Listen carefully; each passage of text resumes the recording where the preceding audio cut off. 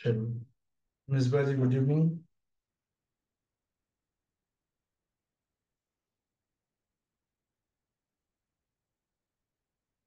April month का हम कर रहे हैं अभी। यही चल रहा है हमारा। ठीक है, साइंस एंड टेक को देख लेते हैं जरा सा। आज का टॉपिक है हमारा भारत में हरित हाइड्रोजन जो सर्टिफिकेशन स्कीम है उसके बारे में। प्रीलिम्स के लिए भी, क्योंकि एक स्कीम है तो स्कीम यूपीएससी डेफिनेटली पूछता ही है हर बार। और ग्रीन हाइड्रोजन पर है तो डेफिनेटली पूछेगा, चांसेस बनता है। बट पूरे ध्यान रखिएगा, आपको पिक एंड चूज करना ही पड़ेगा। ठीक है, सब कुछ आप एग्जामिनेशन हॉल तक लेके नहीं जा सकते, तो थोड़ा अवेयरनेस जरूरी है। ठीक है, चलिए। क्यों लाइमलाइट में था, तो ये अभी इन्होंने स्टार्ट किया ये स्कीम को। कौन से मंत्री ने, तो ऑब्वियस है इसका जो मिनिस्ट्री है वो केंद्रीय नवीन और नवीकरणीय ऊर्जा, रिन्यूएबल एनर्जी जो मिनिस्ट्री है, इस मिनिस्ट्री ने स्टार्ट किया है इसको। मंत्री हैं उन्हीं के, है ना। तो ये बेसिकली CSCI है क्या, तो इसको राष्ट्रीय ग्रीन हाइड्रोजन मिशन जो है इसके तहत इसको लॉन्च किया गया है। ठीक है, ग्रीन हाइड्रोजन की बात हो रही है।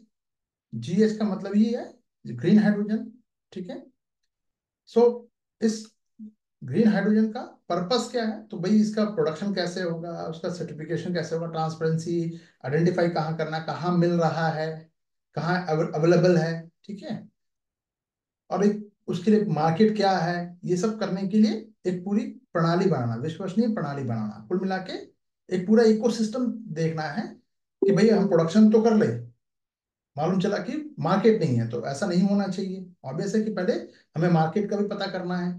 ठीक है, अफोर्डेबल हो, लंबे समय तक सस्टेनेबल हो। ठीक है, चलिए। तो यह ग्रीन हाइड्रोजन और उसके जो डेरिवेटिव्स हैं उसको मेजरमेंट करने हैं, उसको ऑब्जर्व करना है, निगरानी रखना है, रिपोर्टिंग करना है। ठीक है, ऑन साइट उसको वेरीफाई करना है, सर्टिफिकेशन देना है। इसके लिए एक विस्तृत कार्य प्रणाली जो है ये प्रदान करेगा मंत्रालय। मैंने आपको ऑलरेडी बता ही रखा है। ठीक है, तो पर्पस समझ में आ गया। पर्पस को याद रखने की जरूरत नहीं है, आपको क्या याद रखना है, इसकी मिनिस्ट्री कौन सी है, पहली चीज। दूसरी चीज, पर्पस तो ऑब्वियस है कि ये कॉमन सेंस है, इतना आपने पढ़ लिया है, कॉमन सेंस से भी निकल के आ जाएगा कि एक इकोसिस्टम बनाना है। ठीक है, सो अब ये जो हाइड्रोजन है, ग्रीन हाइड्रोजन जो है, उसके प्रोडक्शन का मेथड क्या होगा, तो इलेक्ट्रोलाइसिस और एक बायोमास ट्रांसफॉर्मेशन, ये दो तरीके से इसको बनाया जा सकता है। ठीक है, वेरिफिकेशन के लिए क्या होगा भाई, तो उत्पादकों को यानी जो भी प्रोड्यूसर होगा उसको मान्यता प्राप्त कार्बन वेरिफिकेशन या सत्यापन करना है। एजेंसी जो बता ऐसी एजेंसी जो बताएगी कि हाँ, मिसबा जी ने अगर अपना हाइड्रोजन जो जनरेट किया है या सॉरी प्रोड्यूस किया है, तो इसको ये क्लीन एनर्जी है कि नहीं, तो एक सर्टिफिकेशन मिलेगा उनको। तो ये एजेंसी द्वारा क्या होगा, साल में एक बार कम से कम इनको वेरिफिकेशन से गुजरना होगा, उस प्रोसेस से, जितने भी प्रोड्यूसर होंगे।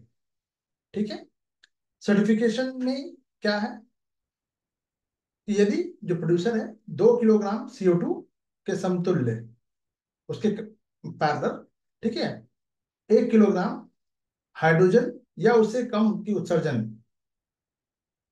इंटेंसिटी को पूरा करता है, तो इसको तभी प्रदान किया जाएगा। अब यहाँ ये भी प्रीलिम्स के लिए इंपॉर्टेंट है कि सर्टिफिकेशन मिलने में हम कौन सा बेंचमार्क स्टार्ट कर यूज कर रहे हैं, यानी 2 किलोग्राम को हम, मान लीजिए CO2 ले लिया हमने ना, 2 kg का CO2।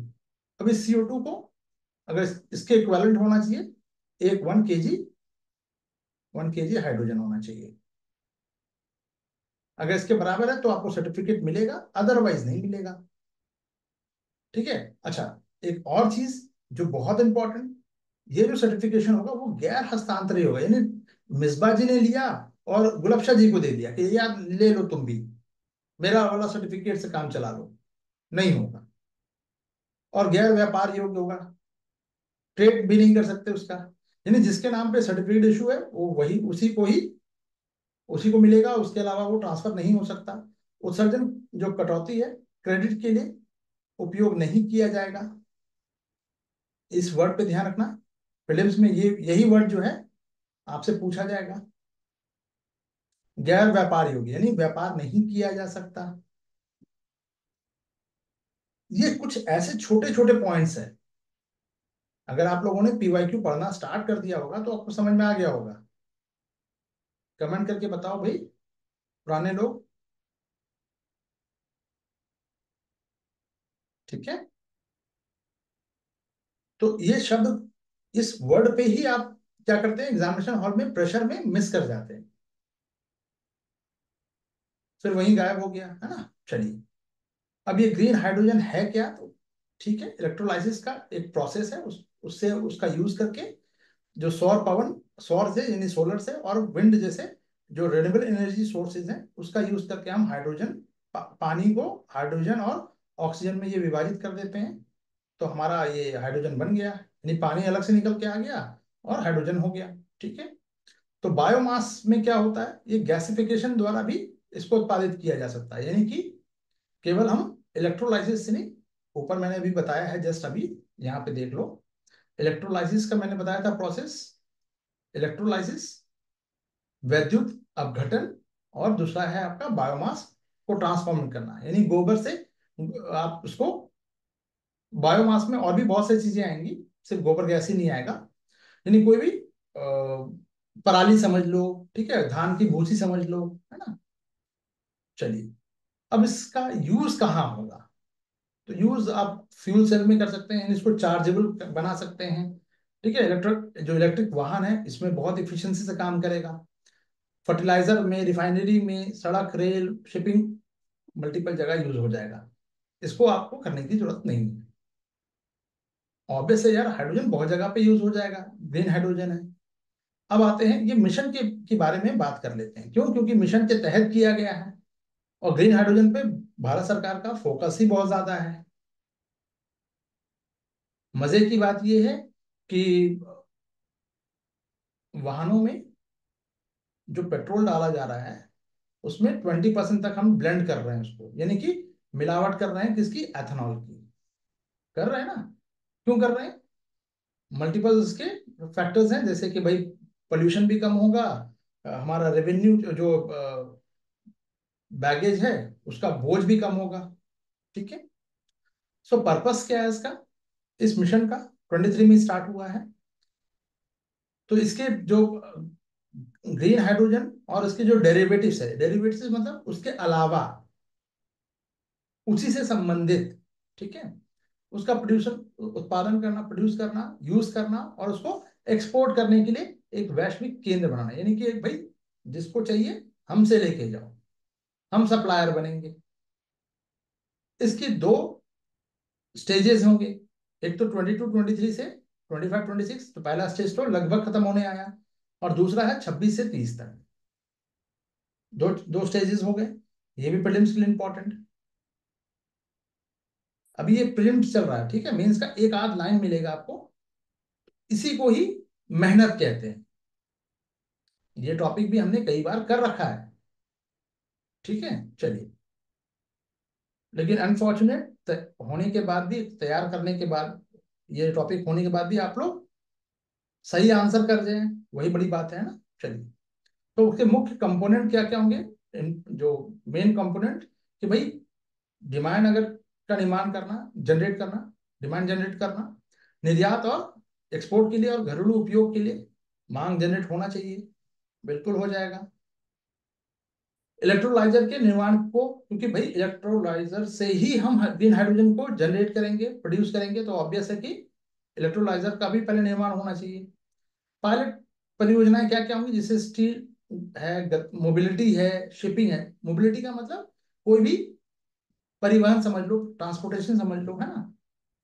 शिपिंग है, सेंट्रलाइज्ड ऊर्जा की बात हो, एनर्जी की, सेंट्रलाइज्ड एनर्जी का मतलब क्या हुआ, जैसे कि मान लो ये एक बैटरी है, एक बड़ा सा बैटरी है, समझाने के लिए बता रहा हूँ, समझो ऐसे, भाई यहाँ पे ये है शिवांगी जी का, ने एक जमीन का टुकड़ा लिया काफी बड़ा, और यहाँ पे एक बहुत बड़ी बैटरी लगा दी, ठीक है।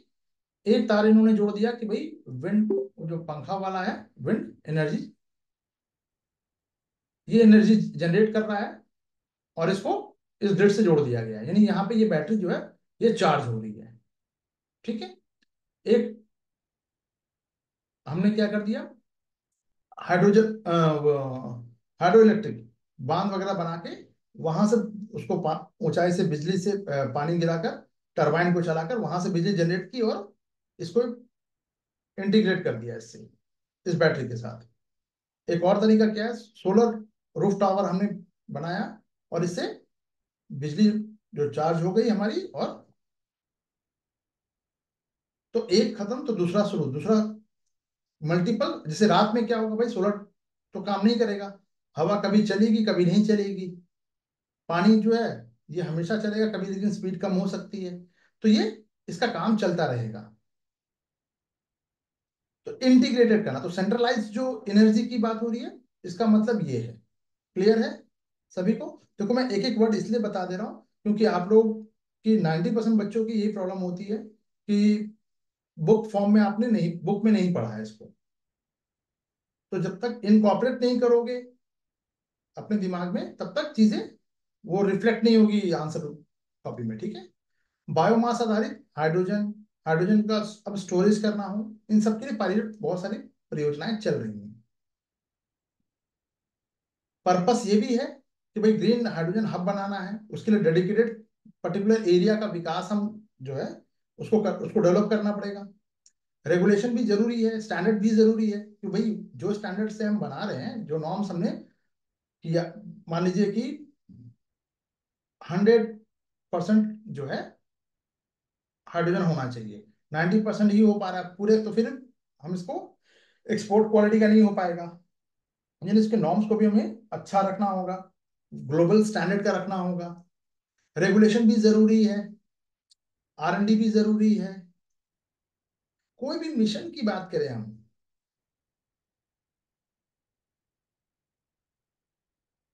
मिसबा जी, मिसबा जी, मिसबा जी, मिसबा जी, हाँ देखिए, अभी हम उस पर भी आ जाते हैं। डिसेंट्रलाइज नहीं, मेरी बात सुन लीजिए। दो तरीके से किया जा सकता है इसको। ठीक है। आप सेंट्रलाइज का मतलब ये है कि भाई एक ही जगह से प्रोडक्शन करें और सबको हम, मैंने आपको जस्ट पहले ही थोड़ा सा बैक करके टाइमिंग नोट कर लीजिए, बैक करके देख लीजिएगा मैंने क्या कहा। जस्ट फॉर एग्जाम्पल मैंने बताया पहली चीज। दूसरी चीज, ये भी सेंट्रलाइजेशन का तरीका है।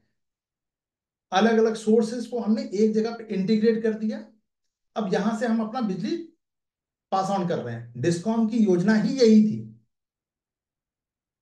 सिर्फ कोल बेस्ड नहीं होनी चाहिए। ठीक है।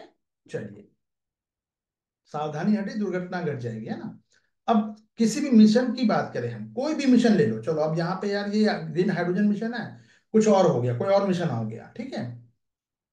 तो इसके लिए आपको ये कॉमन चीज क्या निकल के आ रही है, ये भी समझो आंसर। एक ही क्वेश्चन पे मेहनत, एक ही टॉपिक पे मेहनत करो और उसको 10 जगह एप्लीकेबल, मतलब उसको इम्प्लीकेशन कर दो, उसको अप्लाई करो, मेहनत कम लगेगी। रेगुलेशन और स्टैंडर्ड जो है ये कॉमन है, रिसर्च एंड डेवलपमेंट कॉमन है, सब में यूज होगा। कोई पायलट प्रोजेक्ट अगर यूज चल रहा है, कोई हब बनाना है उसका, तो बिल्कुल ग्रीन हाइड्रोजन की जगह पे XYZ हब बना सकते हैं, लिख सकते हैं, है ना। पायलट परियोजना उसके साथ साथ कुछ पैरेलल कोई और भी योजनाएं चल रही हैं, तो हम उसको भी दिखा सकते हैं वहां पे। एक साइड प्रोग्राम भी आया है, देखो SIGHT programme is related to electrolyser के मैन्युफैक्चरिंग के लिए, ये भी ध्यान रखना। तो मेंस के पॉइंट में जब आप लिखोगे, तो आप ये 3 पॉइंट्स तो आपके पहले से तैयार हैं, कोई भी टॉपिक आ जाए ये चीजें स्टैंडर्ड में आपको करना पड़ेगा। ठीक है। तो मेंस के आपने 3 पॉइंट ले लिए। ठीक है।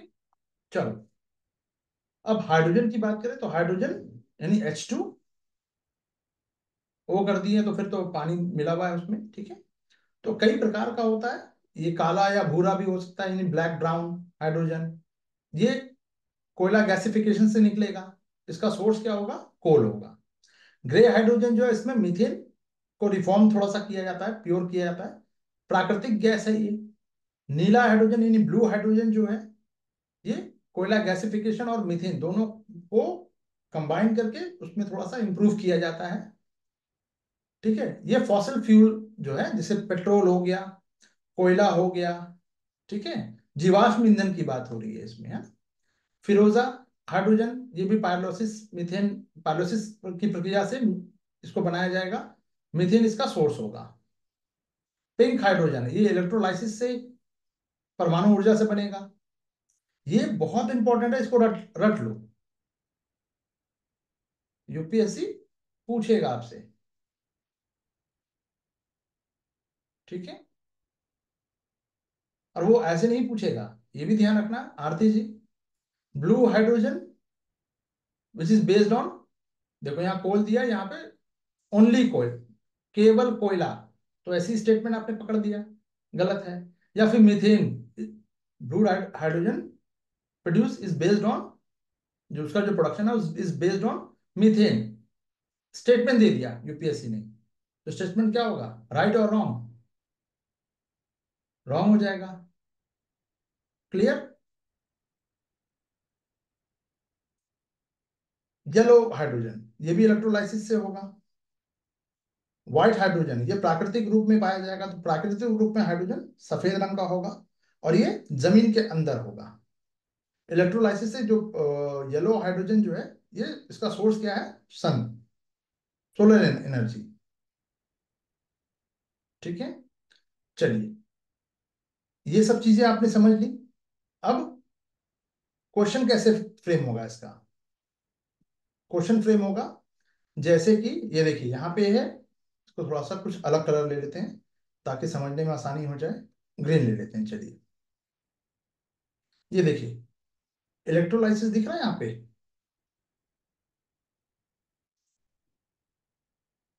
ये दो हो गए इलेक्ट्रोलाइसिस, ये दो हो गए आपको कोयला गैसिफिकेशन हो गया।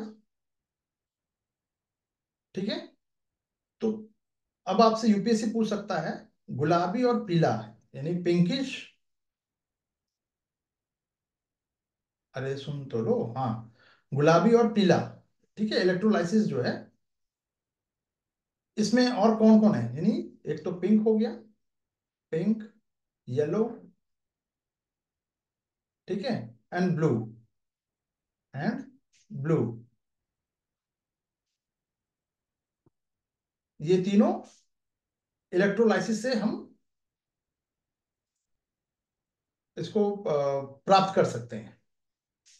स्टेटमेंट राइट है या रॉन्ग है? तो पार्शली तो ये राइट है, बट ब्लू दे दिया, ब्लू तो नहीं होता है, तो स्टेटमेंट क्या हो जाएगा, रॉन्ग हो जाएगा। अब यूपीएससी ये कर रहा है आपके साथ, ऐसे मैंने कम से कम 6-7 क्वेश्चन, 6 to 7 क्वेश्चंस देख रखे हैं, जो कि बहुत ही इजी, बट पार्शली वो राइट है, पार्शली रॉन्ग है, तो क्या माना जाए? तो रॉन्ग मानता है यूपीएससी। मिसबा जी, हमने इसको डिस्कस कर रखा है पहले भी। हम्म, अब इसका परिणाम क्या निकलेगा? ठीक है भैया, कुछ ना कुछ तो निकलना है, कि प्रतिवर्ष हम कम से कम 5 MMT जो है, इसका जो मीट्रिक टन जो है, वो हम जनरेट कर सकते हैं ग्रीन हाइड्रोजन का। ठीक है, और इससे हमारी जो एनर्जी कैपेसिटी है वो 125, 125 गीगावाट क्या है, इंक्रीज कर जाएगी। इन्वेस्टमेंट देखें तो 8 लाख करोड़ का, से ज्यादा, मोर देन 8 लाख करोड़ का इन्वेस्टमेंट भी है, जॉब जनरेशन भी है, परमानेंट आपको नौकरी मिले, 6 लाख लोगों को नौकरी मिल जाएगी। और उत्सर्जन यानी इमिशन में भी, क्योंकि ये ग्रीन है, ये है एनर्जी है, तो 50 MMT CO2 का उत्सर्जन में कमी आ जाएगी। तो ऑब्वियस है कि ये जो आप, ये सब जो पॉइंट है, ये भी आप मेंस में लिख सकते हैं। मेंस में कैसे लिख सकते हैं, अब मैं आपको वो बता देता हूँ। प्रीलिम्स समझ गए, मेंस में क्या करना है? अगर आपसे कोई कोई भी, अब ध्यान रखना, कोई भी, मैं हमेशा वही चीज बताता हूँ कि जिसको आप मल्टीपल जगह यूज कर सको। जैसे आपसे पूछ लिया गया न्यूक्लियर, इसमें ग्रीन एनर्जी, एनर्जी पर, ठीक है, ग्रीन एनर्जी, ये मेन थीम है, टॉपिक यूपीएससी ने पूछा है। आप उस पे आराम से बहुत सारी चीजें लिख सकते हो, लेकिन लिखने के साथ साथ आप ये भी डाल सकते हो कि भाई ग्रीन हाइड्रोजन, ग्रीन एनर्जी के बारे में पूछ रहा है या रेन्यूएबल एनर्जी के बारे में पूछ रहा है। रेन्यूएबल एनर्जी हम बना सकते हैं ना, तो डेफिनेटली हम दिखा सकते हैं कि उसका इंपॉर्टेंस क्या है। तो ग्रीन हाइड्रोजन से हम हर साल कम से कम जो है प्रोडक्शन बढ़ेगा, प्रोडक्शन बढ़ेगा तो जॉब भी मिलेगा लोगों को, जॉब 6 लाख लोगों को जॉब मिल रहा है। हमारी जो एनर्जी जो कंजम्पशन है उसकी जो कैपेसिटी है वो इंक्रीज हो जाएगी, उत्सर्जन में कमी आएगी। तो हम अपने 2070 तक जो जीरो इमिशन है उस लक्ष्य को अचीव करने में ये क्या होगा, ऑब्वियस है कि सहायक होगा। क्लियर है, डायमेंशन समझ में आ रहा है, कैसे कैसे हम यूज कर सकते हैं, कहाँ प्रीलिम्स कहाँ मेंस, एक ही टॉपिक है, उसको हम अलग अलग तरीके से देख सकते हैं। इंटरव्यू में बोलना है तो आप बोल सकते हैं कि हाँ सर, अगर आपको थोड़ा सा अपने, खैर वो बात की चीज है। आप जब भी इंटरव्यू का के लिए अपने आप को अगर माइंड को सेट सेट कर रहे हैं, और ये डेली का काम है, ये भी ध्यान रखिएगा। 25 में वो अगली बार भी आएगा मैडम, ये मैं तो मैंने पहले भी कहा था, क्वेश्चन रिपीट हुआ है ना। अगली बार भी यानी कि 26 में भी आएगा, अब तो ये आना ही है। ठीक है, चलिए आप इसको दिखा सकते हैं कि विकसित भारत 2047 तक बनना है, हमने टारगेट कर रखा है। तो विकसित डेवलप कंट्री में शामिल होने के लिए हम जीवाश्म ईंधन पे तो डिपेंड नहीं कर सकते ना, फॉसिल फ्यूल पर हम कब तक डिपेंडेंट रहेंगे। ठीक है, चलिए तो आप ये भी जोड़ के दिखा सकते हैं। इंटरव्यू में क्या कर सकते हैं, चलो बता देता हूं। हमेशा टेक्नोलॉजी और जॉब को दोनों को मर्ज करके जवाब देना। आप रेलेवेंट, आपका आंसर हमेशा रेलेवेंट रहेगा।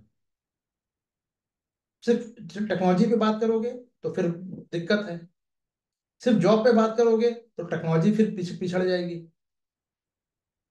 ठीक है, चलो तो निष्कर्ष क्या है कि हाँ ठीक है भैया, एक इंडिया का लक्ष्य तो है कि ग्रीन हाइड्रोजन में एक अग्रणी एक बनाने का लक्ष्य रखता है भारत को, जो प्रोडक्शन हो, कॉस्ट को कम करना हो, उत्पादन लागत हो, जो उसका जो प्रोडक्शन का जो कॉस्ट है उसको कम करना, इलेक्ट्रोलाइजर का निर्माण को प्रोत्साहन देना सरकार कर रही है, R&D को बढ़ावा देना सरकार कर रही है, PPP को भी बढ़ावा देना आवश्यक है। बात खत्म। इसमें कुछ और ऐड करना है तो 2070 वाला डायमेंशन, 2047 वाला डायमेंशन जोड़ सकते हो।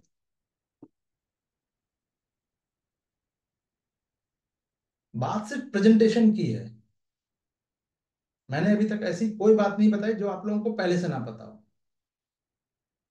खासकर आप सभी लोग जब इतने लंबे समय से क्लास कर रहे हैं सबको पता है। ठीक है, चलिए नेक्स्ट क्वेश्चन की तरफ चलते हैं, टॉपिक की तरफ सॉरी। संक्षिप्त समाचार, ठीक है आइए समाचार देखते हैं। गैर परमाणु हाइड्रोजन बम, अच्छा ये राहुल गांधी वाला हाइड्रोजन बम नहीं है, बट उन्होंने एक नाम तो लिया था हाइड्रोजन बम, है ना। चलिए, तो चीन ने एक गैर परमाणु हाइड्रोजन बम का, यानी परमाणु नहीं है वो, न्यूक्लियर बम नहीं है, हाइड्रोजन बम का टेस्टिंग वगैरह किया। ठीक है, तो यह परमाणु सामग्री के बिना एक बड़ा विस्फोट करने के लिए मैग्नीशियम हाइड्राइड, उसके साथ केमिकल रिएक्शन का यूज किया जाता है। कौन सा एलिमेंट है वो देख लिया आपने। परमाणु बम और हाइड्रोजन बम में डिफरेंस क्या है, तो एक परमाणु हाइड्रोजन बम जो है नाभिकीय संलयन पर काम करता है, जबकि गैर परमाणु बम यानी हाइड्रोजन वाला वो रासायनिक प्रतिक्रिया। तो अभी जो चाइना ने जो टेस्ट किया है वो रासायनिक प्रतिक्रिया पे यानी कि केमिकल रिएक्शन पर बेस्ड होता है। ठीक है, ईंधन में अगर हम बात करें तो ड्यूटेरियम या टाइटेनियम जैसे रेडियोधर्मी रेडियो एक्टिव जो आइसोटोप है उसकी बजाय, यानी परमाणु वाले में तो वही यूज होगा, यहाँ पे मैग्नीशियम हाइड्राइड का यूज किया जाएगा जो एक चांदी जैसा पाउडर होगा। हाइड्रोजन को ठोस रूप में ये स्टोर भी कर देगा, ठीक है। और इसकी कार्यप्रणाली क्या होगा, मतलब इसको बनाया कैसे जाता है। तो जब ये जलाया जाता है मैग्नीशियम हाइड्राइड को, सॉरी, जब ये जलाया जाएगा तो मैग्नीशियम हाइड्राइड क्या है, हाइड्रोजन गैस छोड़ेगा और ये हवा में मिल जाता है। तो विस्फोटक सीमा पर हाइड्रोजन गैस जल उठती है, जिससे एक आत्मनिर्भर दहन चक्र, जो कंबंशन जो है, ये जनरेट होता है। तो क्षति क्या होगी अगर बम बना लिया जाए तो क्षति का पैमाना विस्फोट टीएनटी का लगभग 40% है। लेकिन मतलब इसका जो इम्पैक्ट है वो 40% ही है, लेकिन तापीय क्षति का दायरा बहुत बड़ा है। क्यों? बहुत वाइडर है, बड़ा इलाका। गर्मी जो है एल्यूमिनियम मिश्र धातु जैसे सामग्रियों को पिघलने के लिए पर्याप्त तीव्रता है, यानी कि कोई भी इसके सामने जब हाइड्रोजन बम गिरा दिया जाए मान लो, तो एक बड़े से इलाके को लोहे की तरह पिघलाने में ये सक्षम है। ठीक है। अतिरिक्त विशेषताएं क्या है, तो न्यूनतम प्रज्वलन एनर्जी की आवश्यकता होती है, लगातार तीव्र गर्मी पैदा करता है और परमाणु विकिरण उत्सर्जित नहीं करता। तो न्यूक्लियर बॉम्ब से बेटर अगर हम एनर्जी इन टर्म्स ऑफ बात करें कि हमें एनर्जी जनरेट करना है, तो न्यूक्लियर से ज्यादा फिजिबल ये है, क्योंकि इसमें रेडियो एक्टिव जनरेट नहीं हो रहा है।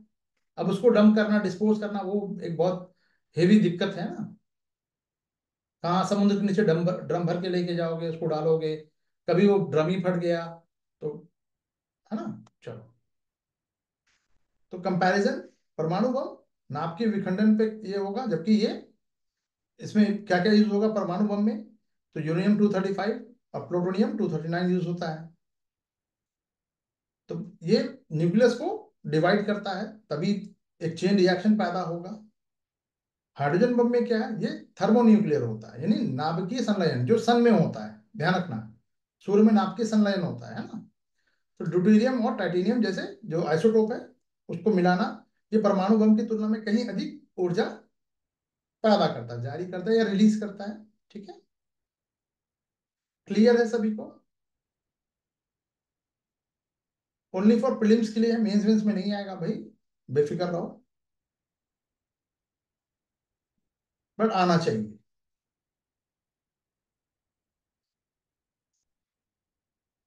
क्लियर है। अच्छा, हिस्ट्री के लिए मैं बार बार मैं भूल जा रहा था, कल भी मुझे देखो ध्यान में नहीं था मुझे।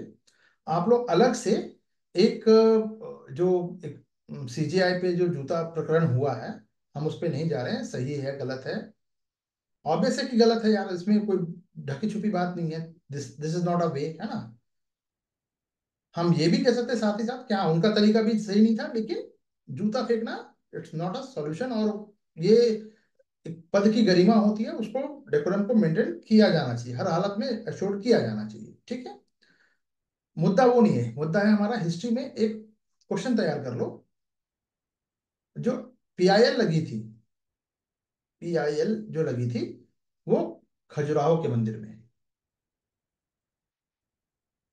खजुराहो के मंदिर में, ये भगवान विष्णु की मंदिर, भगवान विष्णु की जो प्रतिमा है, ये आपके हिस्ट्री में बन जाएगा क्वेश्चन। हो सकता है आगे आने वाले समय में आपको मैगजीन में मिल जाए, पर मुझे ऐसा लगता है कि इस पे कोई बात अभी नहीं कर रहा है, यूपीएससी का ध्यान यहां भी जा सकता है। क्लियर। खजुराहो चर्चा में है तो हो सकता है खजुराहो के बारे में पूछ ले या फिर उस मूर्ति के बारे में पूछ ले। क्लियर। इसको 26 के लिए आप लोग तैयार रखो। चलो,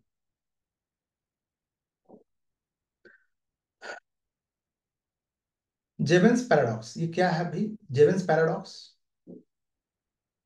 ये माइक्रोसॉफ्ट के सीईओ ने एक आर्टिफिशियल इंटेलिजेंस का यूज करते हुए तेजी से वृद्धि के संबंध में एक जेवेंस पैराडॉक्स शब्द का उल्लेख किया था। ये होता क्या है, तो ये जेवेंस जो पैराडॉक्स है, चंदेला पूछा, अरे मैडम जी, तो ये तो जूता प्रकरण तो अभी हुआ है ना, और ऐसे भी आपको पढ़ना है खजुराहो के बारे में डिटेल, क्योंकि मल्टीपल टाइम्स पूछ चुका है यूपीएससी। ठीक है, चलो। तो जेरोक्स, सॉरी, जेवेंस जो पैराडॉक्स है, ये टर्म्स आया था, ये होता क्या है।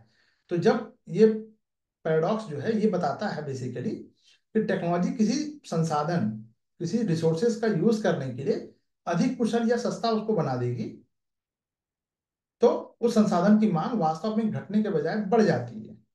यानी कि ऐसे समझो भाई, मैं एक पेन बना रहा हूं, ठीक है। पेन बहुत महंगा है, क्योंकि नई नई टेक्नोलॉजी मैंने इंडक्ट किया और 100 रुपए का पेन बनाया, 100 रुपीज का, ठीक है। कॉस्ट मुझे कॉस्ट ही आ रही है 100 रुपीज की, तो 120 में तो मैं कम से कम सेल आउट करूंगा उसको, ठीक है। ठीक। अब जनरली कहा जाता है कि जब टेक्नोलॉजी आती है तो चीजें मास लेवल पे, मैंने भी कई बार बताया है कि भाई इनिशियल लेवल पे वो महंगी होती है, लॉन्ग टर्म में वो सस्ती होती है। जैसे कि अगर हम बात करें अगर हम बात करें सोलर रूफ टॉप, है ना, जो सोलर वाला जो प्लेट है, भाई 1.5 लाख रुपए लगने वाला है, 1.5 लैक्स। अब इतना रुपए कहाँ से लाएं? इससे अच्छा कि बिजली का जो है हम उसी से काम चला लें अपना, ठीक है। लेकिन ये लॉन्ग टर्म में अगर हम 5 साल, 6 साल, 7 साल में फिर आपकी बिजली बिल को ये पूरा कम कर देगा, ठीक है। तो ये जो डेफिनेशन, बाय डेफिनेशन जेवेंस पैराडॉक्स क्या क्या बताता है, ये टेल अस कि जो टेक्नोलॉजी है किसी भी रिसोर्सेज का यूज करने के लिए अधिक कुशल और सस्ता उसको बना देगी। यानी कोई भी टेक्नोलॉजी अगर जब हम लगाएं किसी भी चीज में, कोई भी वस्तु को तैयार करने में, तो वो सस्ती हो सकती है, डेफिनेटली हो सकती है। तो उस संसाधन की मांग वास्तव में घटने के बजाय बढ़ जाती है। अब ऐसे समझो, संसाधन, रेयर अर्थ मेटल, किसी को नहीं पता था, टेक्नोलॉजी आ गई, अब उसके लिए जंग चल रही है। अमेरिका पाकिस्तान के पास क्या करने गया है? उसको अफगानिस्तान में क्यों चाहिए वापस अपना Bagram base? Getting my point? तो अब डिमांड बढ़ गई। तो इसका, इस वर्ड को कॉइन किसने किया था? विलियम स्टेनली जेवेंस ने किया था, तो उसी उन नाम पे ही हो गया। ये करने की, ये याद रखने की जरूरत नहीं है। जो प्रिंसिपल है वो क्या कहता है, तो उसका एक एग्जाम्पल देख देख सकते हैं हम कि ब्रिटेन ने अधिक कुशल भाप वाला इंजन ने कोयले के उपयोग में कमी नहीं की, बल्कि कोयले की खपत को और अधिक हुई। क्यों? क्योंकि इससे उद्योगों का विस्तार हो गया। तो जनरली हम क्या करते हैं, आम दिन में अगर हम देखते हैं कि भाई जी डिमांड सप्लाई यहाँ पे काम बहुत जगह पे नहीं करता, भाई कोयले का कहीं और यूज हो जाएगा, ठीक है। सो एआई से इसका रेलेवेंस क्या है? तो एआई सिस्टम मजबूत करने से सस्ते और व्यापक रूप से हर जगह उपलब्ध होते जा रहे हैं। उनके उपयोग से में तेजी से वृद्धि होने की उम्मीद है। तो ये विरोधाभास दिखाता है कि भाई अब चीजें तो सस्ती हो, मतलब जैसे कि आप मान लीजिए एक पीपीटी, है ना, एक पीपीटी को बनाने में अगर मैनुअली बनाया जाए तो मुझे चार्ज किया जा रहा था 40,000, पेजेस पर डिपेंड था, 40,000 का चार्ज मुझसे मांगा गया, ठीक है, हिस्ट्री ऑप्शनल का। एआई इसको हो सकता है जो बहुत ज्यादा कैपेबल होंगे, जो प्रोफेशनल होंगे, वो उसको ये मैनुअली बनाने में कम से कम 15 दिन जाएगा। मतलब 10 घंटे काम करो तो 15 दिन में ये तैयार हो जाएगा। लेकिन अगर एआई से और बहुत ही कुशलता के साथ अगर हम इसको जो प्रोफेशनल तैयार करेंगे, वो हो सकता है वो 10 घंटे में तैयार कर देंगे। तो कहाँ यार 15 दिन, यानी 150 घंटे, 10 घंटे के हिसाब से, और कहाँ 10 घंटे, यानी एक दिन में हो जाएगा ये। तो अब कहना चाहिए कि सर सस्ता में हो जाना चाहिए, अब तो हो गया। जवाब है नहीं। क्यों? क्योंकि अब एआई से हम बहुत सारे काम लेंगे, कोई भी कर देगा। अब कोई चार्ज कर रहा है 4,000, तो कोई इसको 2,000 में भी कर देगा। हम कुछ और प्रोडक्ट बना लेंगे, कुछ और सर्विसेज अवेलेबल कर देंगे, जैसे इंटरनेट। इंटरनेट क्या आज के डेट में अब क्या थोड़ा सस्ता तो हुआ है, लेकिन क्या ये वाकई में सस्ता है? बहुत सारे कंट्री से कंपेयर किया जाता है कि देखो वहां सस्ता है, यहाँ महंगा है। नहीं, मल्टीपल यूजेस हैं, ठीक है। तो अब इसको आप इकोनॉमी के प्रीलिम्स में, इकॉन के प्रीलिम्स में ये पूछा जा सकता है। अभी कैसे पूछा जाएगा, क्वेश्चन कैसे बन सकता है कि जो इसको आप मेंस में भी इस वर्ड को लिख सकते हो। जब आपको ध्यान से समझना, घबराने की जरूरत नहीं है। नहीं समझ में आएगा फिर से समझाऊंगा।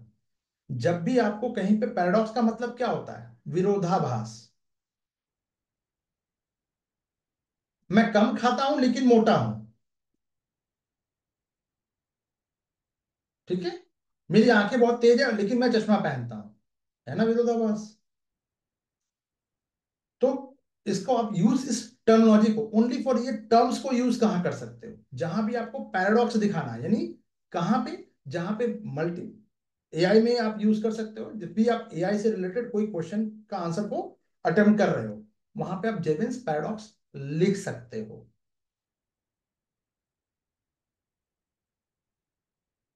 ये बात समझ में आई सभी को, जल्दी से। ये क्या खुल गया? हम्म। क्लियर है?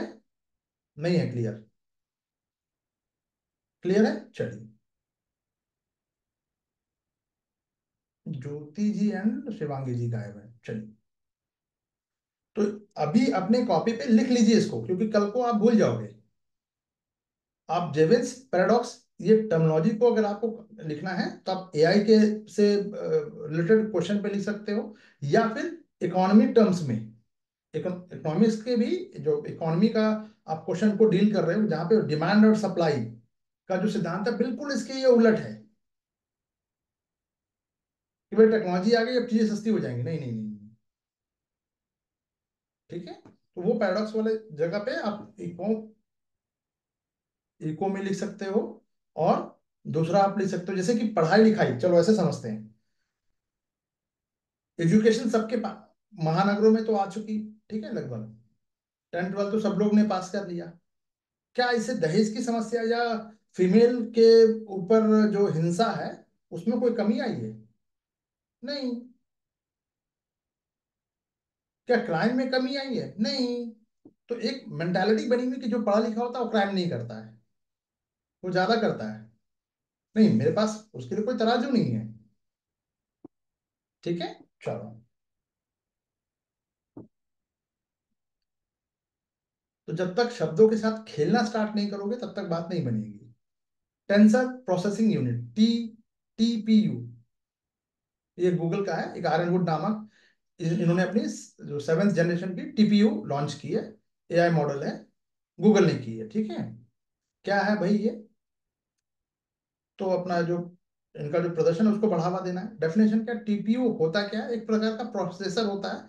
जैसे ये लैपटॉप है जिसपे मैं आप लोगों की क्लास ले रहा हूँ, इसका अपना प्रोसेसर है, प्रोसेसिंग स्पीड है ना। तो गूगल ने ये 2015 में इसको लॉन्च किया था। तो ये मशीन लर्निंग और एआई कार्यों के लिए डिजाइन किया गया, यानी कि ये नॉर्मल लैपटॉप नहीं होगा या कंप्यूटर नहीं होगा। तो टेंसर संचालन को प्रोसेस करने के लिए बनाया गया है, जो मशीन लर्निंग के केंद्र में है। कुल मिला के एआई से रिलेटेड है, ठीक है, ऐसे समझिए। तो टेंसर है क्या? तो एक मल्टीपल एरे होता है इसमें, जिसे विशिष्ट प्रकार के मान होते हैं, इसके वैल्यूज होता है। इतना ज्यादा आपको जानने की जरूरत नहीं है, क्योंकि ये एग्जामिनेशन हॉल तक नहीं जाएगा। तो आपको मैं सिंपल लैंग्वेज में बता दे रहा हूँ। मल्टीपल टास्क होगा, क्योंकि एआई से जन को हैंडल करेगा, तो मल्टीपल टास्क करने में ये कैपेबल होगा, ठीक है। इसकी जैसे बाइनरी कोड्स हैं तो इसकी स्पीड अप, कैलकुलेशन करने की स्पीड अप, या फिर बहुत सारे जो आप विंडो को ओपन करते हो तो उसको टैकल करने की, जैसे रैम एंड रोम है ना, तो इसी तरह से एआई के मॉडल को ये डिकोड करना है या फिर उसको रन करने में ये कैपेबल होगा, यानी हाई वैल्यूड होगा, सीधी सी बात समझो। तो ये वर्कलोड में, जैसे कि सीपीयू और जीपीयू से ये बेहतर प्रदर्शन करता है, ऑब्वियस है, एआई वर्कलोड में। अभी मैं अगर 4 कोडिंग के अपने नॉर्मल से लैपटॉप में अगर मैं ओपन कर दूं, मेरा कंप्यूटर ही शट डाउन हो जाएगा। इतना वो पावर ले ही नहीं सकता, मतलब उसको वो काम ही नहीं कर पाएगा। यानी आप ऐसे समझो कि मिसबा जी को मैंने 100 किलो का वजन उस पर डाल दिया, तो क्या होगा? मिसबा जी उनको उठा पाएंगी? नहीं। बस वही चीज है। तो वर्कलोड के लिए ही बनाया गया कि ज्यादा वर्कलोड उठा सके। ठीक है। तेज प्रशिक्षण यानी घंटों के भीतर बड़े और जटिल जो न्यूरल नेटवर्क को ये ट्रेंड कर सकता है। ठीक है। तो सीपीयू के बारे में क्या है? सीपीयू ये सामान्य उद्देश्य वाला प्रोसेसर है जो विभिन्न कार्य करता है, जैसे हमारे सिस्टम पे है, सीपीयू में ही चलता है। तो सीपीयू आमतौर पर 2 से 16 कोर होते हैं इसमें, और कोर की संख्या मल्टीटास्किंग क्षमता तय करती है, यानी 2 से 16 के बीच में। जैसे आप लोग कोर 3 ये सुना है ना? कोर i3, i5, i7, ये सब सुना है ना? सब लोग अपने अपने लैपटॉप में देख लो, जो लोग लैपटॉप से क्लास ले रहे हैं। तो ये जनरेशन को दिखा रहा है कि भाई कितना। मेरा जैसे i3 है, मेरे पास i5 भी है, तो आप उसमें हेवी टास्क कर सकते हो। ठीक है। क्लासेस वगैरह लेना है तो i3 सफिशियंट है। अब जीपीयू के बारे में बात करें तो ये 2 चरणों के बजाय एक साथ कई ऑपरेशन को पैरेलल ये डिजाइन करने के लिए, इसको यानी बहुत सारे मल्टीपल काम को एक साथ करने में ये सक्षम होता है, कैपेबल होता है। सिंपल। क्लियर है? तो ये आपसे पूछा जा सकता है। सीपीयू एंड जीपीयू में एक तो ये हो गया, और टेंसर क्या है? तो टेंसर आपको बता ही दिया मैंने। क्लियर है? चलिए, ये साइंस एंड टेक में आएगा। चलिए, मिशन फ्रेम 2। क्या है भाई? ये स्पेस एक्स ने का एक ड्रैगन मिशन था, स्पेस एक्स का मिशन है, नाम है इसका फ्रेम 2। ठीक है। ये अंतरिक्ष यान का में इसको लॉन्च किया गया था। पर्पस क्या था? तो अंतरिक्ष में पहले एक्सरे का प्रयोग करना है, माइक्रो ग्रेविटी में मशरूम के विकास का परीक्षण करना है, उसको एग्जामिन करना था। यानी कि इसको लॉन्च किया गया, ये जो मिशन को लॉन्च किया गया, इस मिशन का नाम दिया गया फ्रेम 2। ठीक है। किसने लॉन्च किया? स्पेस एक्स ने लॉन्च किया। पर्पस क्या था इसका? तो पर्पस था भाई कि जो माइक्रो ग्रेविटी, ग्रेविटी का मतलब क्या है? जो आप हवा में उछालो और नीचे कैसे गिर रही है, धरती पे उछालो अब जमीन पे, तो तुरंत बहुत स्पीड से नीचे गिरेगी। जितना ऊपर आप बॉल फेंको उतनी स्पीड से वो नीचे भी आएगी। क्यों? ग्रेविटी है। अब माइक्रो ग्रेविटी का मतलब अंतरिक्ष में आप लेके गए कोई भी वस्तु को पृथ्वी की सतह से अगर 9.2 मीटर पर सेकेंड स्क्वायर इस स्पीड से अगर हम फेंकते हैं, ये है स्केप वेलोसिटी, यानी वापस वो वस्तु पृथ्वी पर लौट के नहीं आने वाली, क्योंकि ग्रेविटी खत्म हो गई वहां पे। ठीक है। तो अंतरिक्ष में को अंतरिक्ष दिखता कैसा है, उसके लिए पहले एक्सरे जैसे का प्रयोग करना, और दूसरा माइक्रो ग्रेविटी में, यानी कि जहां पे ग्रेविटी है ही नहीं, माइक्रो बहुत थोड़ा सा है, वहां पे मशरूम का एक पौधा उगाया गया कि भैया वो कैसे डेवलप कर रहा है, उसको एग्जामिन करना, ठीक ठाक कर रहा है कि नहीं, पृथ्वी के जैसा ही कर रहा है कि नहीं, क्या डिफरेंट है ना? तो अनूठी विशेषता क्या है? तो पृथ्वी के जो north pole and south pole जो है, ध्रुवीय क्षेत्रों के ऊपर से सीधे उड़ान भरने पर वाली ये पहली मानव अंतरिक्ष उड़ान है ये।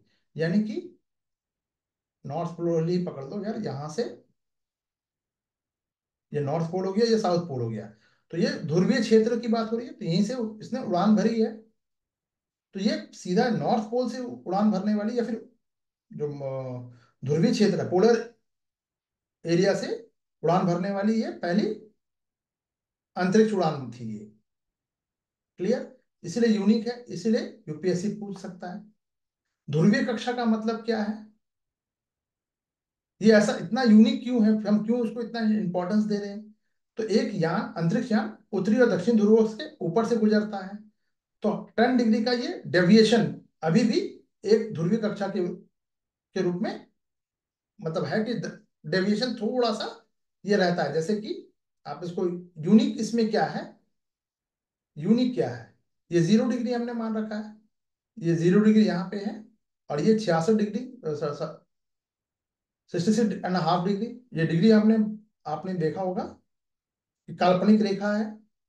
और इस पूरे रीजन में एक जैसा क्लाइमेट पाया जाता है। ठीक है।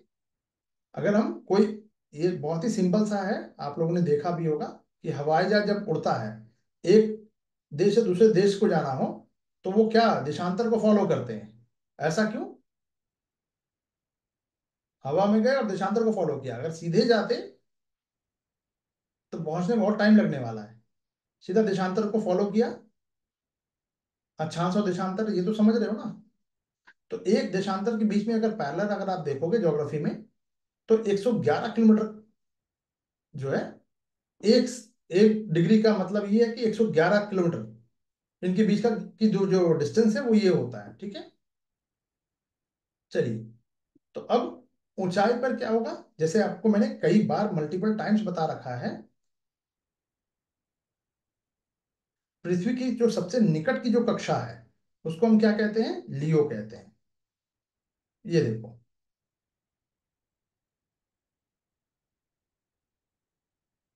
ठीक है। तो इस लियो में के अंतर्गत आती है ध्रुवीय कक्षा, जो ना ये निकट का कक्ष, यहां से ये बहुत निकट है, यहां से भी निकट है। और आमतौर पर पृथ्वी से ये 200 से 1000 किलोमीटर ऊपर ही होती है, यानी बहुत पास का एरिया है ये। जैसे सन का अगर हम बात करें कि अगर अंतरिक्ष में किसी को जाना है, तो हमने यहाँ पे एक अंतरिक्ष स्टेशन बना रखा है। लियो में हम क्या करते हैं, अपने सैटेलाइट को स्टैब्लिश कर देते हैं, छोड़ते हैं, यहीं पे आसपास रहेगा। तो दोनों के बीच में मैंने ये भी बता रखा है आपको, सन के बीच में एक अंतरिक्ष स्टेशन बना रखा है कि यहाँ जाके हमने पूरा हॉल्ट कर दिया, सारा सामान इक्विपमेंट डाल दिया, रख दिया। अब यहाँ से जब भी फ्लाई करना होगा, कहीं और एक्सप्लोर करना होगा अंतरिक्ष को, तो हम यहाँ से जा सकते हैं आगे। ये बात समझ में आ रही है? आईएसएस, जी बिल्कुल। ठीक है। तो इंपॉर्टेंस क्या है, ध्रुवीय कक्षा के में उपग्रह पूरे ग्रह का निरीक्षण कर सकते हैं। ऑब्वियस है यार, यहाँ पर रख दिया, यहाँ से अगर ये कर रहे हैं तो हम ये यहीं पे देखो, यहीं पे स्टैब्लिश कर दिया। पृथ्वी क्या है, पश्चिम से पूर्व की ओर घूम रही है, रोटेट कर रही है ना अपने एक्सिस पे।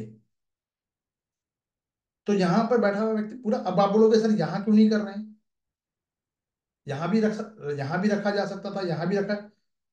ये देखिए, ये लॉन्ग डिस्टेंस है और ये शॉर्ट डिस्टेंस कवर करता है। तो जब भी ये सन से, अगर हम पृथ्वी की दूरी को देखें, तो 0 डिग्री पर क्या होता है, सूर्य की रेखा सीधी पड़ती है। प्रॉब्लम ये है, यहाँ पे नहीं पड़ रही है, तो ये शॉर्ट डिस्टेंस हो गया सन के रिस्पेक्टिव में। तो पृथ्वी नीचे घूमती है, यानी यहाँ पे सैटेलाइट आपने छोड़ दिया, रख दिया है। अब पृथ्वी इसके नीचे घूम रही है, तो गोल गोल आप देख सकते हैं ऊपर से। तो मौसम मान अगर है, या जब मैपिंग करना हो, जासूसी सैटेलाइट यहाँ पे रखा जा सकता है। भारत का भी है, और जितने भी स्थापित किए जा रहे हैं वो सब सैटेलाइट वगैरह लियो कक्षा में ही किए जाते हैं, ऑब्जर्वेशन के लिए। क्लियर है? तो चैलेंज क्या है, क्योंकि यार ध्रुवीय कक्षाओं में जो आप प्रक्षेपण करते हैं उसके लिए एक्स्ट्रा फ्यूल लग जाता है। क्यों? क्योंकि रॉकेट जो है बढ़ावा देने के लिए पृथ्वी की घूर्णी गति का यूज नहीं कर सकते। देखो, ऑब्वियस सी बात है, पृथ्वी अभी मैंने बताया आपको, पृथ्वी जो है ये पूर्व से पश्चिम से पूर्व की ओर घूम रही है, रोटेट लट्टू की तरह नाच रही है। ठीक है। तो इसी दिशा में अगर हमने ऐसे फेंका यहाँ पे कोई गेंद, और पृथ्वी ऐसे ही घूम रही है, जिसे ऐसे समझो आप, ये नहीं समझ में आ रहा तो आपको मैं एक और तरीके से बताता हूँ। ट्रेन जिस दिशा में मूव कर रही है, जा रही है, ट्रेन ऐसे चल रही है, ठीक है, लबासना की तरफ, और मिसबा जी ने इस दिशा में, डायरेक्शन में जंप लगाया, क्या होने वाला है, सीधा मुंह के बल। ऐसा क्यों? ऊपर का बॉडी पार्ट जो है वो मूव, गतिशील रहेगा, और जो नीचे वाला पार्ट है बॉडी का, ये स्टैग्नेंट रहेगा, गिर जाएंगी। तो गिरने से बचने के लिए इनको इसी दिशा में क्या करना होगा, थोड़ी सी दूर दौड़ते दौड़ते रहना होगा। क्लियर? सेम यही चीज है कि जिस दिशा में अगर हम यहां से हमने भेज दिया, जैसे भारत से जो भेजा जाता है जो भी सैटेलाइट, क्योंकि ये तो एक तो इंडिया का, आप इसको ऐसे समझो, एक सेकेंड, इंडिया का जो सैटेलाइट सिस्टम है वो भारत से छोड़ना सस्ता क्यों पड़ता है, लॉन्च करना, छोड़ना मीन्स लॉन्च करना, ये क्यों थोड़ा सा चीप पड़ जाता है, रीजन क्या है उसका, ये है अर्थ ये 0 डिग्री, और भारत जो है वो यहाँ पे है, इंडिया।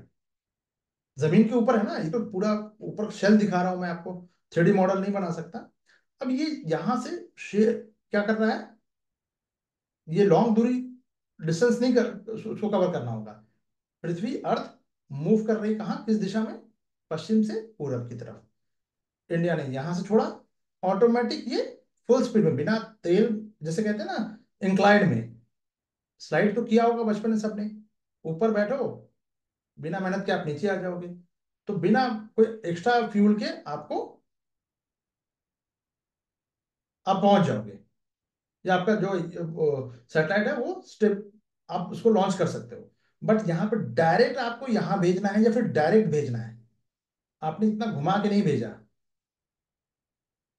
देख रहे हैं। तो ये डायरेक्ट भेजने पर आपको एक्स्ट्रा फ्यूल चाहिए, क्यों, क्योंकि ये जो स्पीड है ना, आप इसका आपको बेनिफिट नहीं मिलने वाला, क्योंकि आपने इस डायरेक्शन से नहीं भेजा अपने सैटेलाइट को। क्लियर है, क्लियर हो गया अभी, जल्दी से बताओ।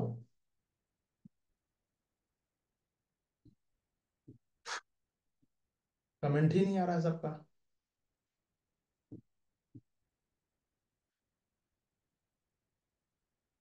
मिसबा जी लगता है रॉन्ग साइड में कूद गई हैं, तो इसीलिए उनको बुरा लग गया।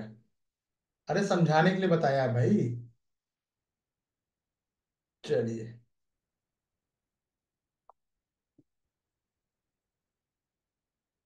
कोई कमेंट नहीं आएगा, चलिए अच्छी बात है। उपग्रहों के कक्षाओं के प्रकार देख लेते हैं, चलिए। लियो जो है ये 200 2000 किलोमीटर तक है, जितने भी कम्युनिकेशन की बात करें हम, ठीक है, नेविगेशन वगैरह जो है, रिसर्च सब यहीं पे होना है। और इस पृथ्वी के करीब अंतरिक्ष यात्रियों के लिए यहाँ पहुंचना बहुत ही आसान होता है एज कम्पेयर।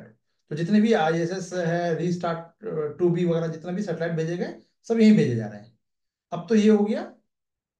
दूसरा है हमारा SSO, लियो के बाद आता है SSO, ये भी मैंने आप लोगों को पिछले साल बता रखा है। सूर्य जियो सिंक्रोनस, ठीक है, ये 600 से 800 किलोमीटर होगा। ठीक है। भूमि का उपयोग, यानी भूमि के अंदर अगर आपको देखना है, अर्थ के अंदर कौन सा मटेरियल है, तो उसके अध्ययन करने के लिए बर्फ है पिघलना या मौसम वगैरह के बारे में यहां से जानकारी मिल जाएगी इस कक्षा में।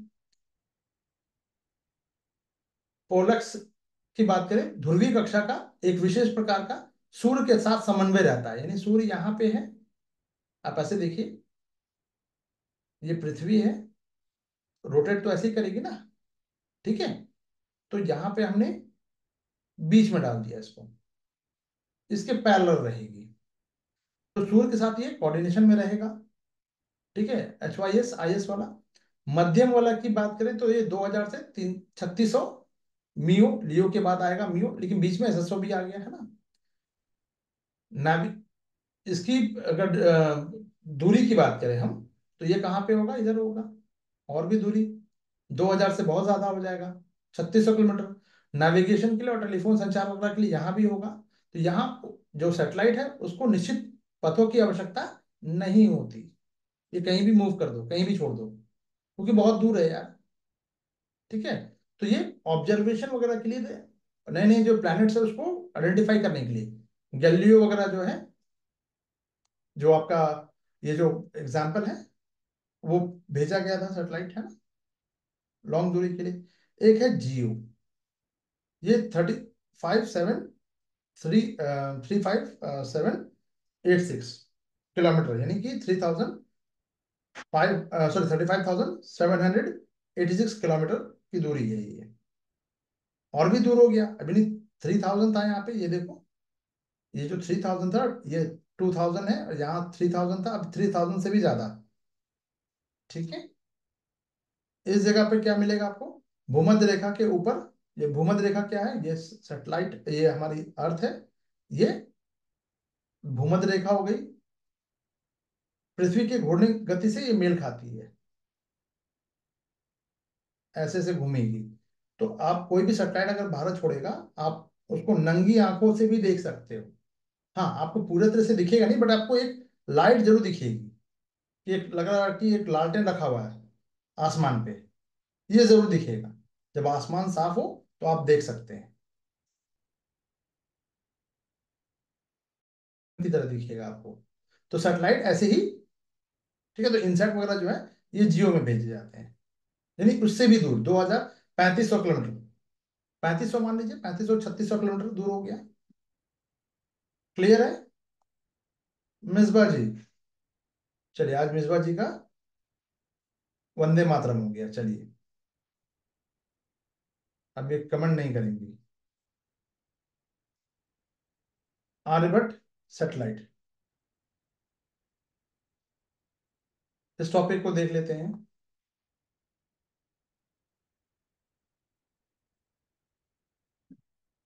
चलिए भारत के पहले ये जो सैटेलाइट है आर्यभट्ट, इसने 50 वर्ष पूरे किए, इंपॉर्टेंट हो गया प्रीलिम्स के लिए। ये लियो में ही इसको सेट किया गया था, इसरो ने इसको भेजा था, डेवलप किया था।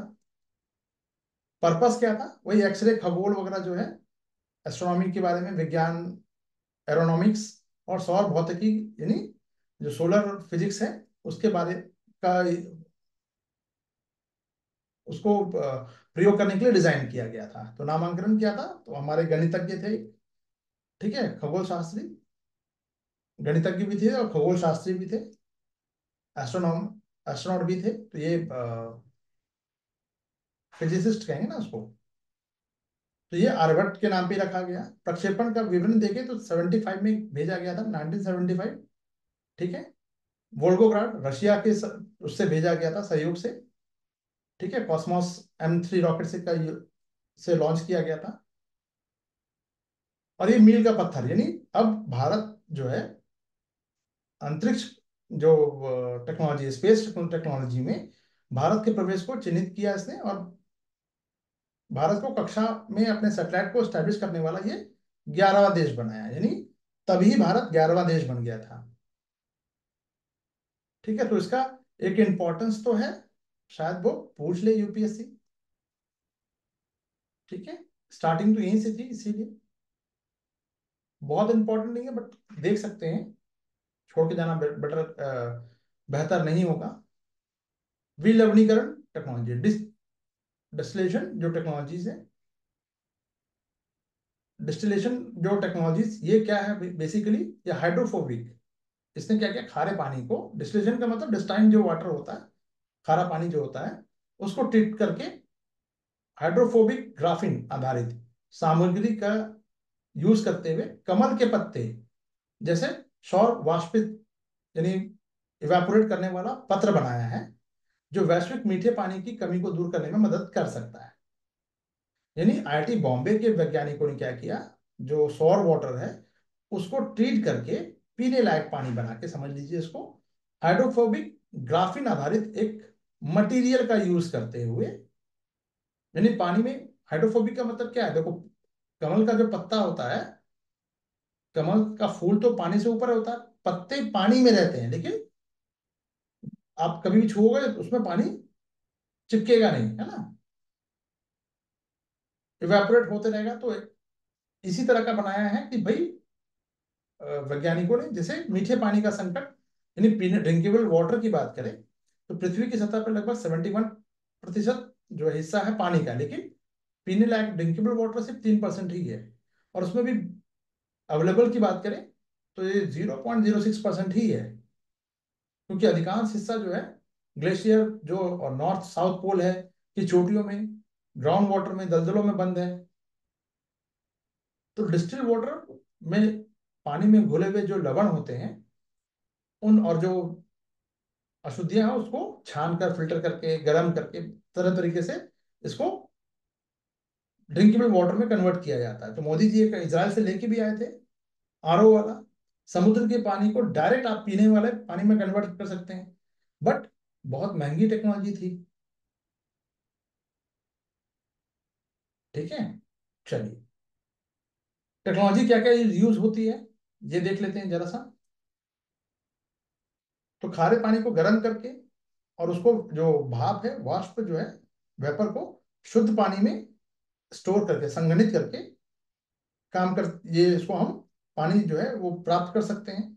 मुख्य रूप से अगर समुद्री जल को डिस्ट्रिक्ट विलवणीकरण करने के लिए इसको यूज किया जाएगा।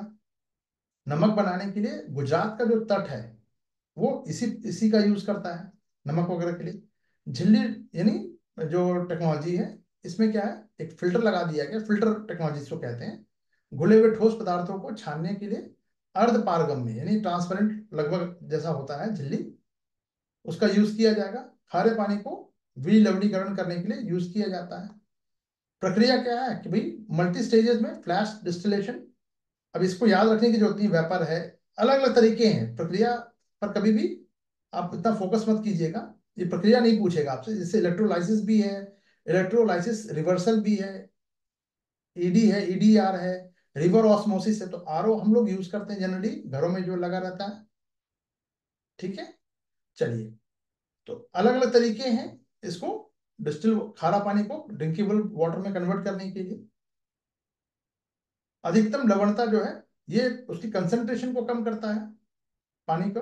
और झिल्ली आधारित जो तरीकों से की तुलना में कम ऊर्जा की मांग है इसमें। यानी पानी को अगर आपने गर्म कर दिया, पानी समुद्र के पानी को गर्म कर दिया, तो लवणता जो है उसकी कंसंट्रेशन बहुत गाढ़ा है, वो वेपर के रूप में वो उड़ने लगेगा, है ना, वेपराइज हो जाएगा। तो झिल्ली वाले तरीकों की तुलना में इसमें कम एनर्जी लगने वाला है। झिल्ली वाले में क्या होता है, फिल्टर वाला जो हम लोग आरओ यूज करते हैं घरों में, ठीक है, तो पर्यावरण अनुकूल जैसे ईडी रसायनों से बचाएगा। ठीक है, कम भौतिक स्थान की आवश्यकता होती है। लेकिन इसका, ये तो क्वालिटी की बात हो गई जो घरों में लगा हुआ आरओ है ना। अवगुण क्या है कि जीवाश्म ईंधन का ये यूज करता है गर्म करने के लिए। ठीक है, खारे पानी के लिए महंगी क्षरण, जैसे काफी गर्म करना है, एनर्जी लगना है, तो वे महंगी हो गई। झिल्ली वाले में क्या है, फाउलिंग की समस्या, बार बार रख रखाव, मेंटेनेंस। आरओ 12,000, 14,000, 16,000 का, 15-16 हजार में मिल जाता है। लेकिन उसको मेंटेनेंस जानलेवा है ना।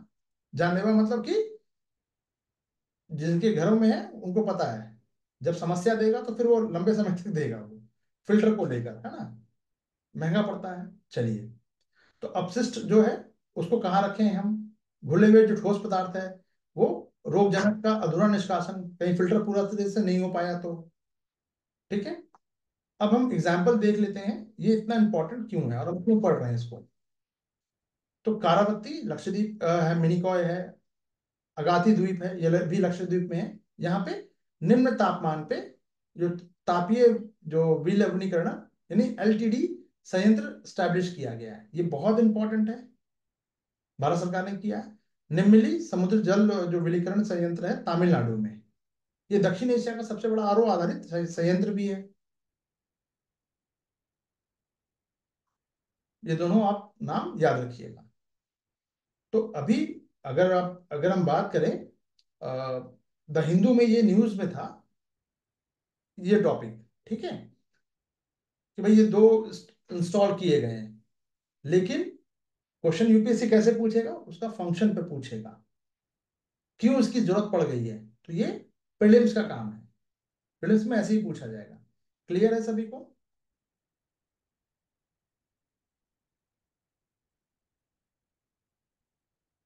चलिए, बैटेको मोन, ये क्या है, इसका मतलब है bat echolocation monitoring, bat echo mon. किसने बनाया है भाई, तो ये बेंगलुरु का एक इंस्टीट्यूट है, इंडियन इंस्टीट्यूट फॉर ह्यूमन जो सेटलमेंट है, इन्होंने बनाया है। नेचर क्या है कि ऑटोमेटिक चमगादड़ की निगरानी के लिए है, बैट इको मोन। ठीक है, तो चमगादड़ वास्तविक समय में, ये रियल टाइम में चमगादड़ की आवाज का पता लगाएगा और उसको एग्जामिन करेगा। बैट डिटेक्टर के रूप में ये काम करेगा, कीट खाने वाले चमगादड़ों की अल्ट्रासोनिक इको लिपोशन कॉल को मनुष्य द्वारा सुनने योग्य ध्वनियों में परिवर्तित कर देता है। यानी कि चमगादड़ जब उड़ के आएगा ना, कभी आपने चमगादड़ देखा हो तो उड़ के, हमें दिखता तो है कि उड़ के आ रहा है, लेकिन आवाज नहीं करता है वो, है ना। चलिए, जिससे डिम्पल जी को बहुत डर लगता है। चलिए, तो प्रयुक्त टेक्नोलॉजी क्या है, एक रॉसबेरी पाई माइक्रो प्रोसेसर द्वारा इसको ऑपरेट किया जा रहा है। यानी जो अल्ट्रासोनिक वेव है, इसको, जिसको मनुष्य सुन नहीं सकता, उस आवाज को ये सुनने लायक रूप में कन्वर्ट कर देता है। जैसे फुसफुसाहट की आवाज है, तो हम लोग जाते हैं ना भाई, इसमें जाके बहुत सारे टूल्स हैं जिसमें जाके हम उसके वॉइस को क्या करते हैं, इनहांस कर देते हैं, ताकि सुनने लायक हो सके, समझने लायक हो सके। वही है ये। तो इको लिको जो लोकेशन कॉल है, उसके माध्यम से चमगादड़ों की प्रजातियों का पता लगाने, उसको आइडेंटिफाई करने, कन्वोल्यूशन न्यूरल जो नेटवर्क है, एल्गोरिदम का यूज किया जाता है। देखो कौन सा एल्गोरिदम का यूज किया जा रहा है, ये भी आप देख सकते हैं। प्रोसेसर इंपॉर्टेंट नहीं है, इंपॉर्टेंट है कि ये काम क्या करेगा। बैट इको, बैट इको मोन है क्या, तो ये चमगादड़ बैट लगा हुआ है, इंपॉर्टेंट है। फ्लाइंग फॉक्स के नाम से जाना जाता है। ठीक है, फ्रूट भी खाता है, मांस भी खाता है, दोनों अलग अलग होते हैं। साइज चूहे से, छोटे चूहे से लेके बड़े खरगोश के साइज का भी चमगादड़ होता है ना। चलिए,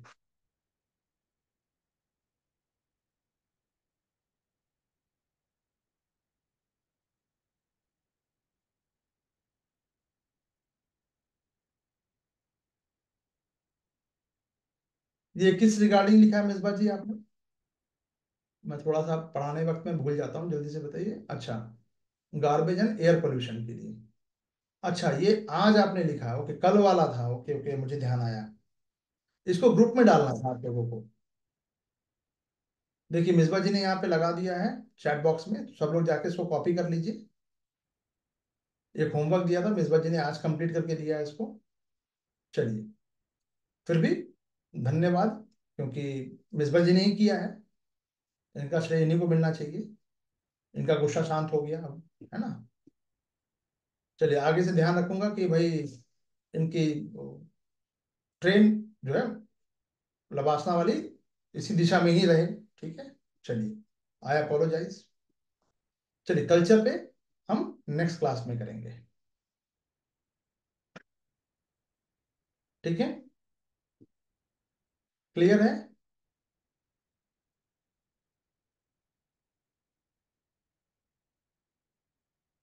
कोई डाउट है तो डाउट पूछ लीजिए।